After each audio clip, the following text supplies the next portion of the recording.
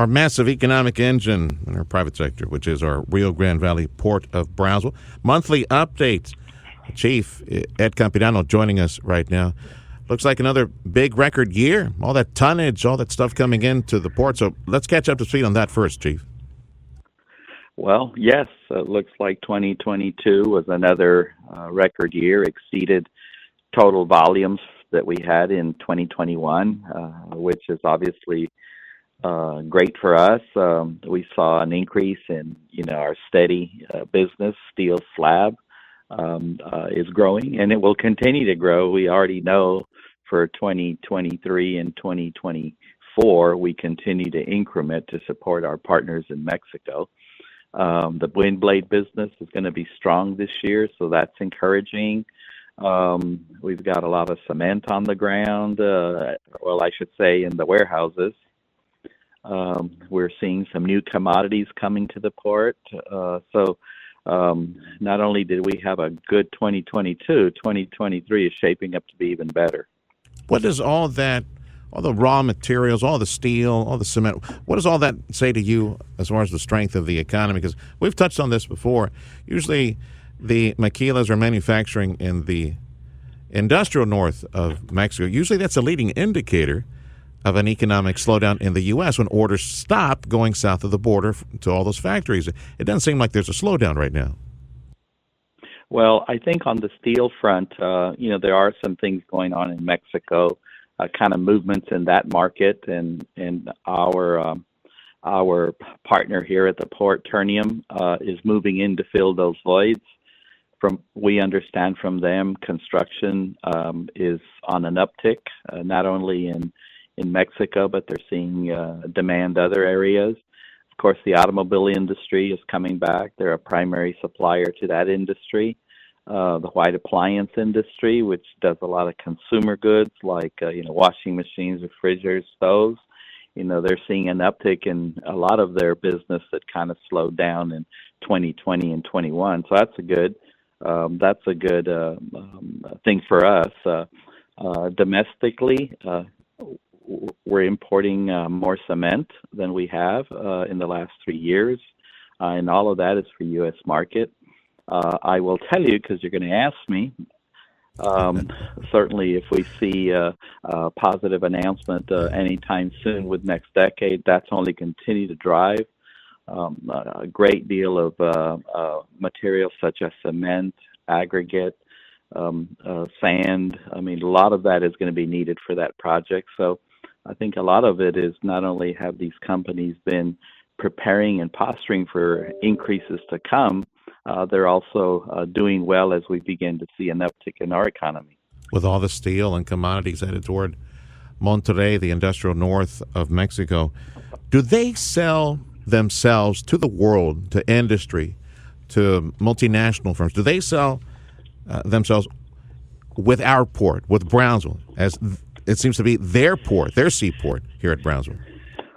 Well, some of our long-term tenants, we do gain relations with them because of our business relationship. I'll give you an example.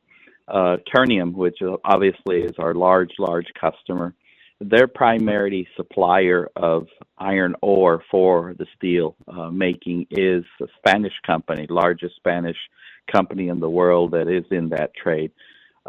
They're now looking at us to establishing a terminal operation to be able to better support that industry. So, I mean, that's a huge plus for us.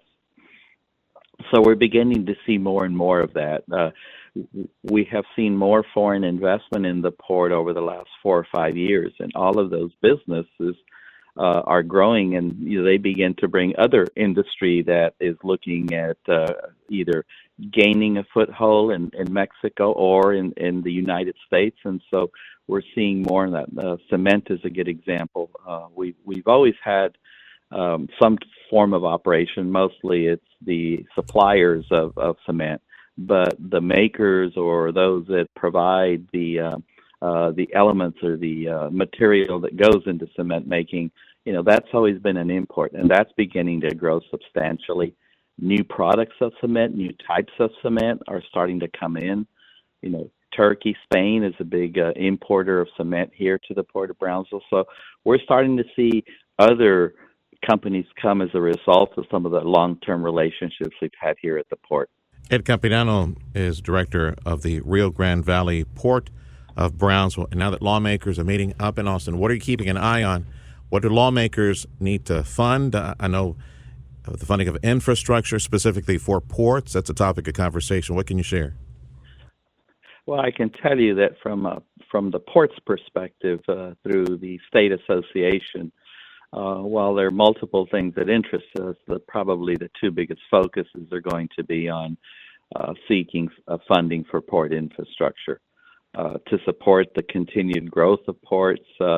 In the case of ports, it's not like we're going over there with our hand opening. We're talking about every dollar invested is going to trade 4 or 5, or in many cases, for an infrastructure project, it's a shared expense. So it's not like we're going there and just asking for money. This is all to keep up with the market demand, to remain competitive, to keep Texas as the #1 maritime port in the nation. So we need help with some infrastructure inside the gate. We need help with dock repairs, dock construction. Obviously, there are multiple channel deepening projects going on in the state of Texas. The cost share on that, a lot of it falls on the ports themselves.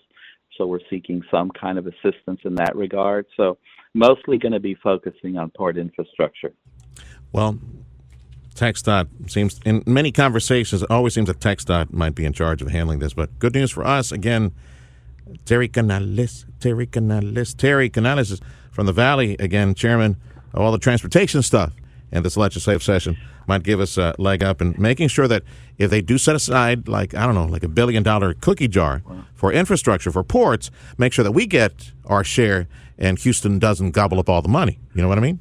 Well, Chairman Canales has certainly been a huge advocate. I mean, he's been one that has been very, very upfront and very vocal on the need to support ports, and he's made some calls and comments as to supporting port infrastructure, and so we certainly appreciate Chairman Canales's support of ports, and that's a big plus. That helps us towards that end, and he's put it out there that we need to support Texas ports, and certainly South Texas is port rich, so it helps us all. Just make sure you get the elbow in there. Hey, Houston, we're down here too. We need to spruce up the place around here. All right. Yeah, well, yeah. It's a massive port. Houston is obviously a massive port, and they're but we all, one thing about the ports in Texas, we all do really work together. Houston helps us and supports us just as much as we work with them. As you said, let's keep Texas #1 when it comes to maritime.